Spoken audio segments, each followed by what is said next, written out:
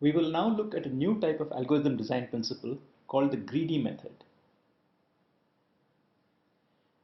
Many algorithm problems are actually optimization problems.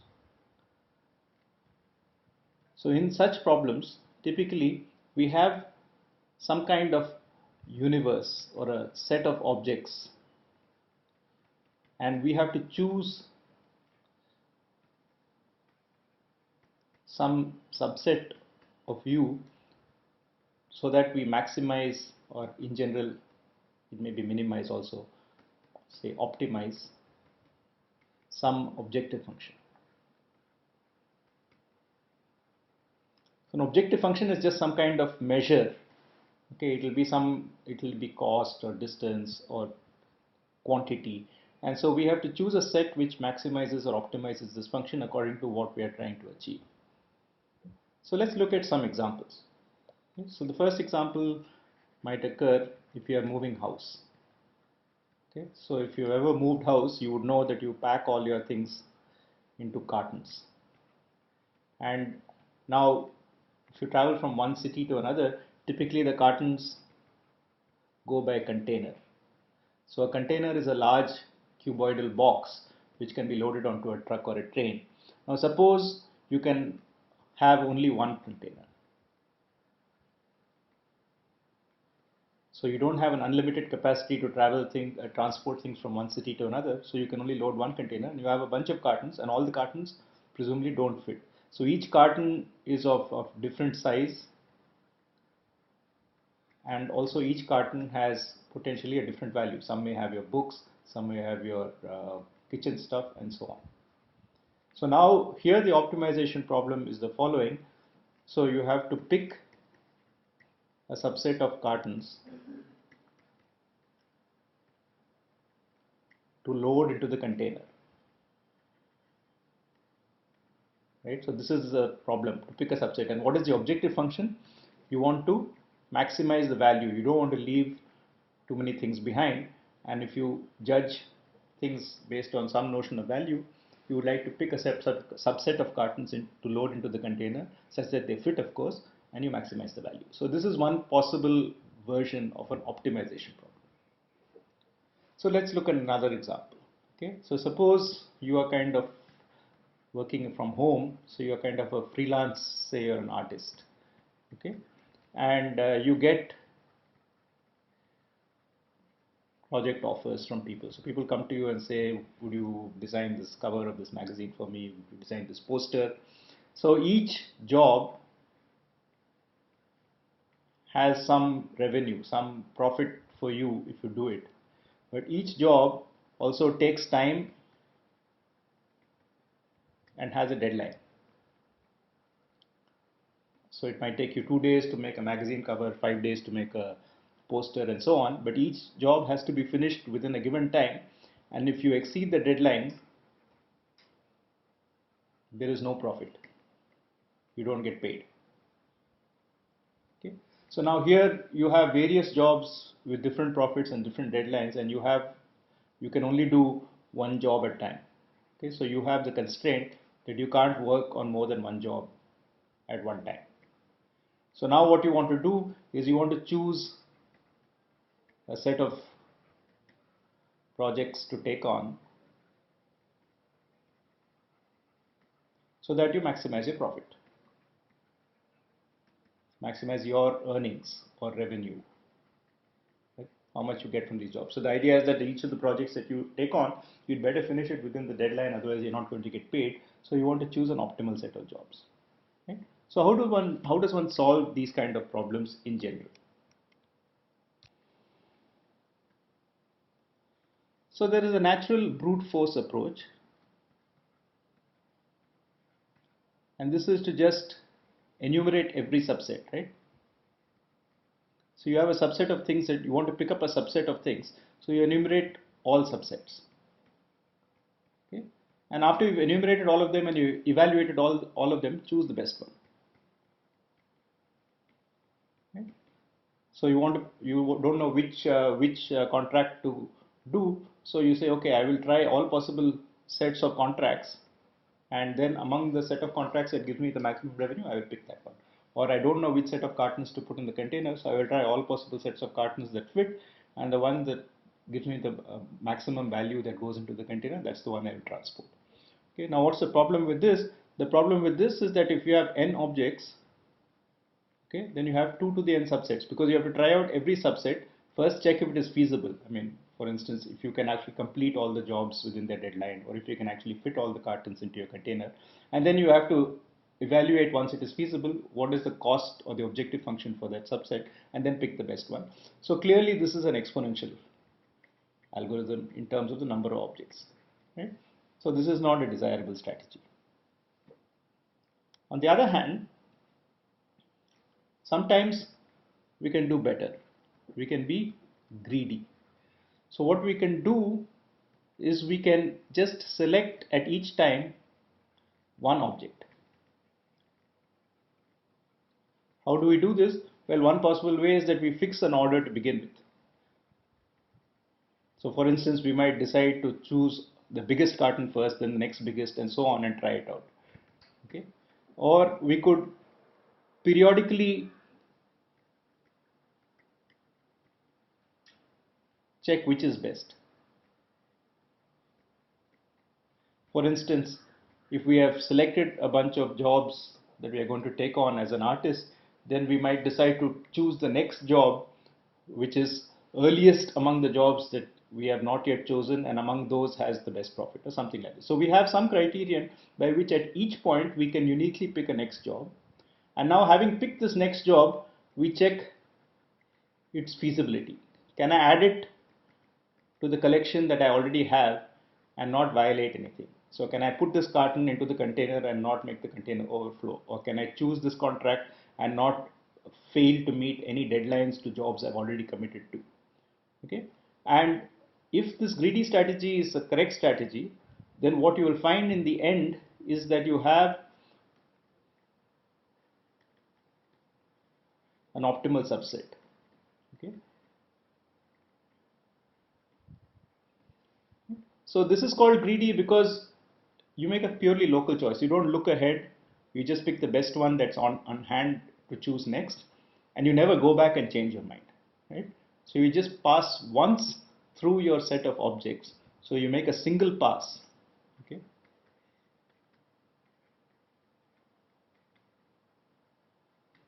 So you don't ever go back. So you make a linear scan, one scan. Of course, each step of the scan may take a little more time, but still it's very far from exponential. If you have n objects, you're going to take n times the number of time amount of time it takes to evaluate the feasibility and the cost of each object.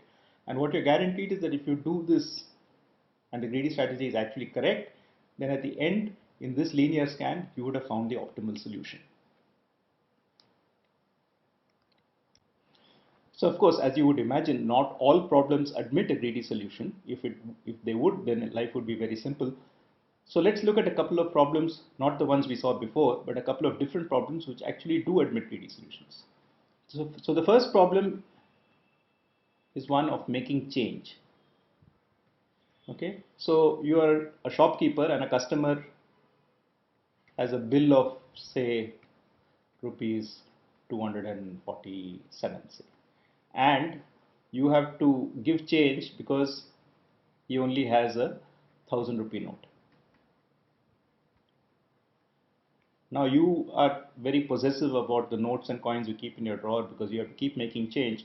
So you want to return the minimum number of notes and coins.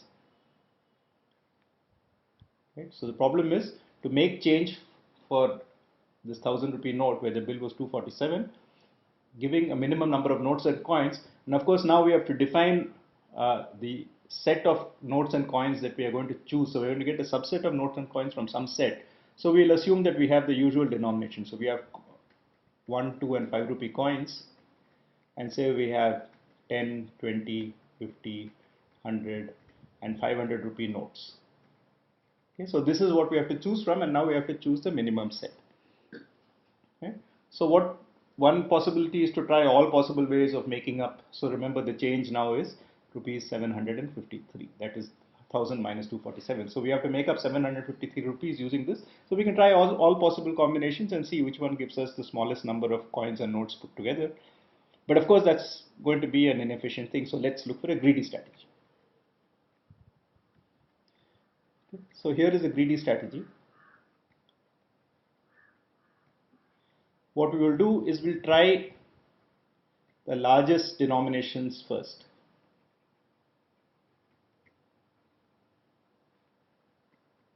Okay. So we start with 753, and then we have the largest denomination is 500. Okay, so 500 is something that will go in 753, and then what happens is that we can only use one 500 rupee note, because if we have two 500 rupee notes, we exceed the amount we have to return. So we say, okay, we can put one 500 rupee note, and now the balance becomes 253 rupees. So now we can't use any more 500. So now we go to the next denomination in descending order. So we find that the next denomination is 100, and the 100 rupee note will fit in 253, and in fact, two of them will fit. Right? So you take 200 rupee notes, and you come down to exactly 53 rupees. Now your next denomination happens to be 50, so you can put in a 50 rupee note and one of them.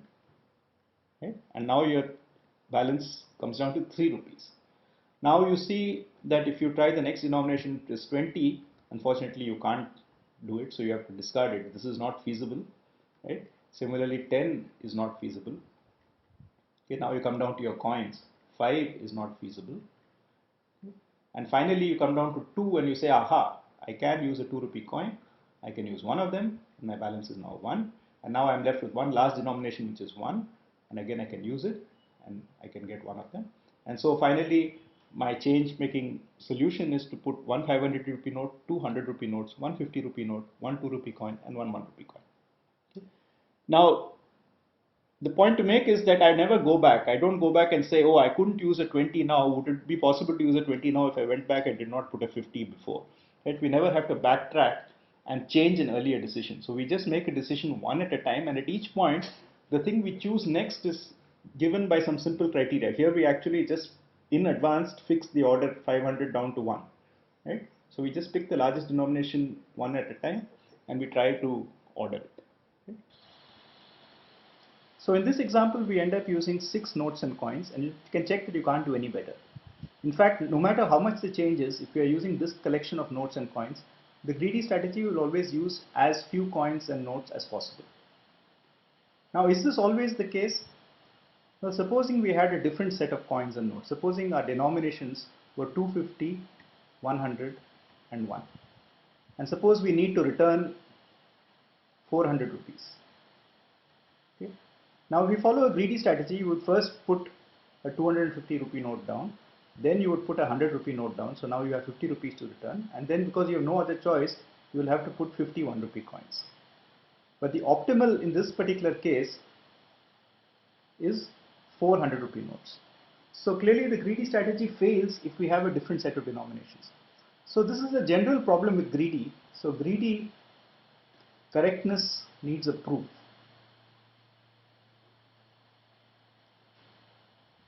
The fact that a greedy strategy actually produces an optimal solution is not always clear. In this particular case, for change making, the optimality actually depends on the denominations. So it works for some denominations, like the one that we used before, it works. For this denomination combination, it does not work.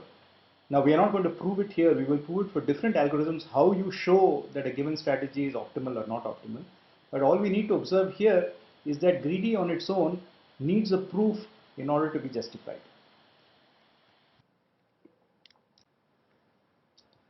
Okay, so let's look at another problem. This is one version of a very familiar type of problem that you come across many times. So it's called task scheduling. There are many different task scheduling problems. So one of the task scheduling problems was the one we looked at earlier. So you are a single person, you have a bunch of projects to take on. So how do you order them so that you can meet the deadlines and make a profit? Now this is a different problem. So here you have some jobs, okay, so you have some tasks, okay, and you have some machines. Okay? So say you have n tasks, okay, so you have tasks 1 to n, and you have some machines. So now each task okay, has a duration.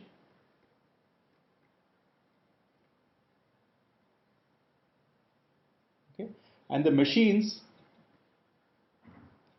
can only do one task at a time. So what this means is that if you have overlapping durations, you cannot assign, you must use different machines. Okay?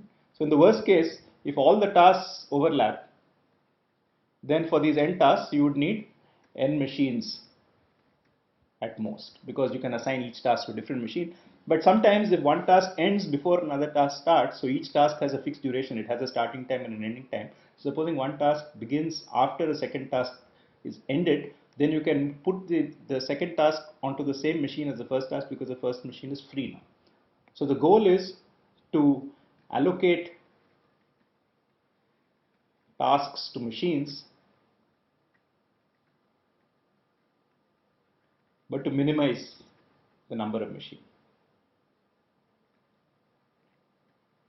Right? So we want to use as few machines as possible. So we know at most we need n machines, but we could possibly do with much fewer. So here is an example. So supposing we have 7 tasks A, B, C, D, E, F, G, and each task has a starting time and an ending time. So A starts at 0, ends at 2, D starts at 9, ends at 11. So for instance, if we use a machine for A, we can reuse that machine for D for sure, because 2 is before 9. On the other hand, B and C start at times 3 and 4 and go on to 7. So B and C overlap. So we cannot possibly use the same machine for both B and C.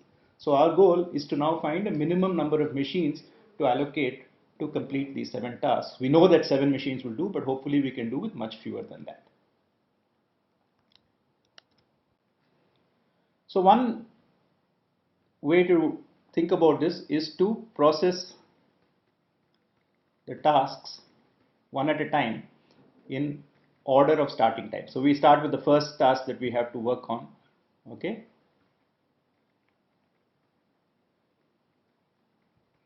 And then we look at the second task and so on. So let's do that. So let's reorder these tasks in the order of their starting time.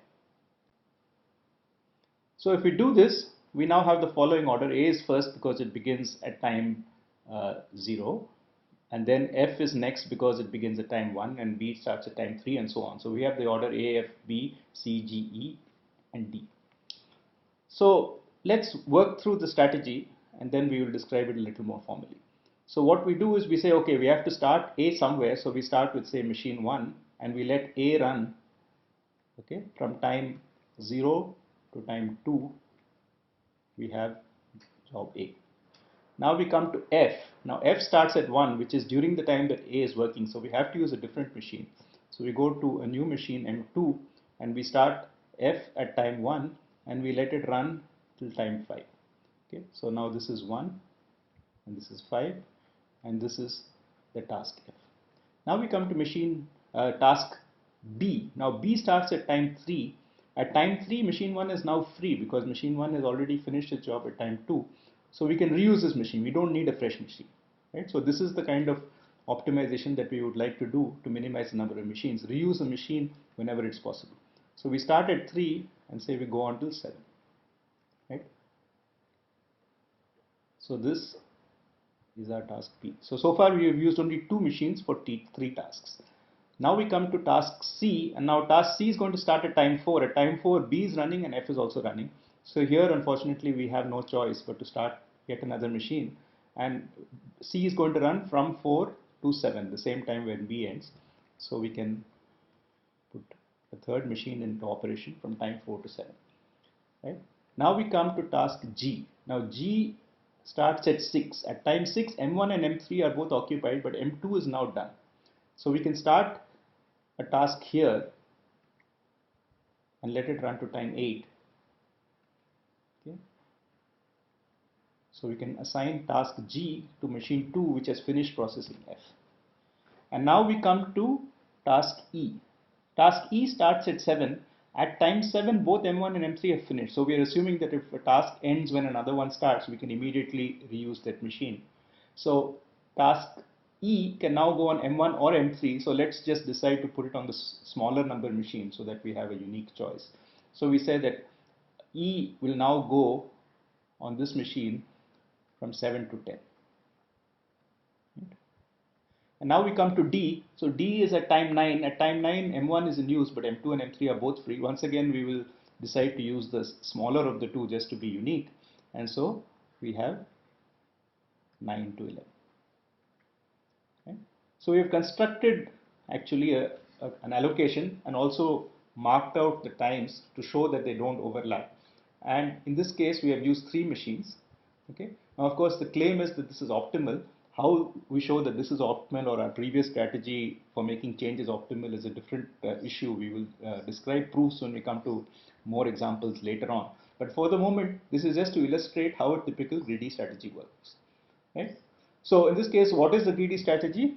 The greedy strategy is first you order the jobs, order the tasks by starting time. Okay, and order in what order? Well, order in ascending order or in not decreasing order. Okay. And then for each job, okay, so what we have to do is we allocate it to the smallest numbered machine that is idle. There's always such a machine because, as we said, we assume that we always have at least n machines for our n tasks, right? So if nothing else is free, we can always get a new machine for each task. But in the best case, we will actually reuse a machine which has already been in use.